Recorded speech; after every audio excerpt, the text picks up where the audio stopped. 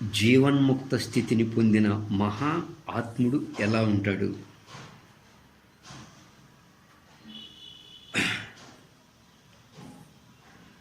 అంటే జీవన్ముక్త స్థితిని పొందిన మహా ఆత్ముడు ఎలా ఉంటాడు అంటే, మన మనసులో ఎన్నో ఆలోచనలతో ఉంటాం, ఇంకెన్నో మనోవికారాలతో ఉంటాం. ఎప్పుడు కూడా ఈ జీవన్ముక్త స్థితిని పొందినటువంటి మహా ఆత్ముడు ఎలా ఉంటాడు అంటే, మనసులో ఇన్ని ఆలోచనల్ని, ఇన్ని మనోవికారాలని చూచాడు కదా.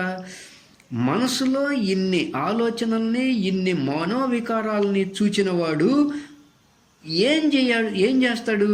అవి లేని స్థితిని కోరుకుంటూ ఉంటాడు. అండి, అవి చూడని వాడు దానికి ప్రత్యేకంగా అభ్యాసం చేయాల్సిన పని లేదు. పాయింట్ ఇంకొకసారి అర్థం చేసుకోండి. అంటే మనసులో ఇన్ని ఆలోచనల్ని, ఇన్ని మనోవికారాలని చూచిన వాడేమో అవి లేని స్థితిని కోరుకుంటూ ఉంటాడు. అసలు వాటిని చూడని వాడు, అంటే అవి లేని స్థితిని కోరుకోవడానికి ప్రత్యేకంగా ఏ సాధన, ఏ అభ్యాసం చేయాల్సిన పని లేదు కదా.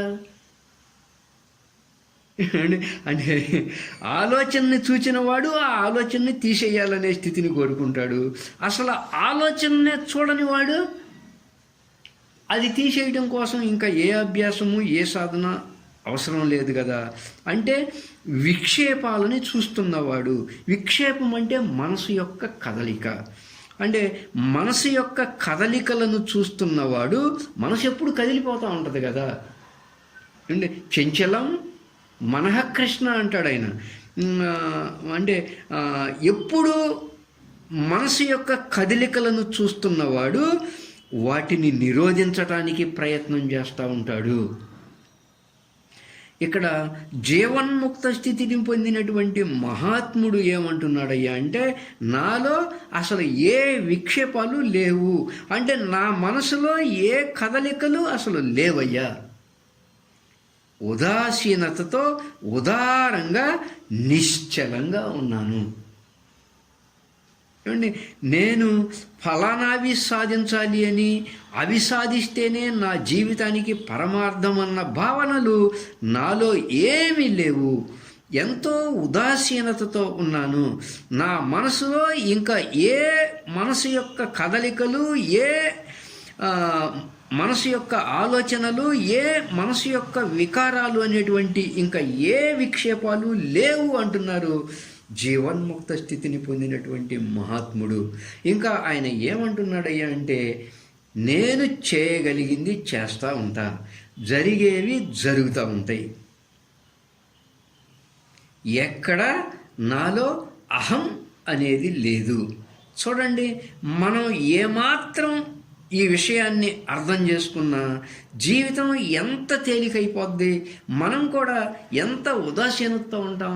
అక్కడ అదే అంటున్నాడు ఈయన, ఎక్కడ కూడా నాలో అహం అనేది లేదు, జీవితం అందువల్ల జీవితం ఎంతో తేలికైపోయింది. ఒక ఉదాసీనతతో నేనున్నాను. ఉదాసీనతతో ఎప్పుడు ఉండగలుగుతాం? మనసులో ఏ కదలికలు లేకపోతే, అంటే మనసులో ఏ విక్షేపాలు లేకపోతే, విక్షేపాలు ఉన్నాయన్న భావన వచ్చింది అంటే మరలా వాటిని తొలగించుకోవడానికి ప్రయత్నాలు చేస్తూ ఉంటాం. అందుకని ఇక్కడ జీవన్ముక్త స్థితిని పొందినటువంటి మహాత్ముడు ఏమంటున్నాడయ్యా అంటే, అండి, నాలో ఏ విక్షేపాలు లేవు, అందువల్ల నేను వాటి కోసం ప్రత్యేకంగా ఏ అభ్యాసము చేయాల్సిన పని లేదు. నేనొక ఉదాసీనతతో ఉన్నాను, నేనొక జీవన్ముక్త స్థితిలో ఉన్నాను అని, ఎటువంటి అహం లేనటువంటి స్థితిలో జీవన్ముక్త స్థితిని పొందినటువంటి మహాత్ముడు చెప్తున్న మాట ఇది.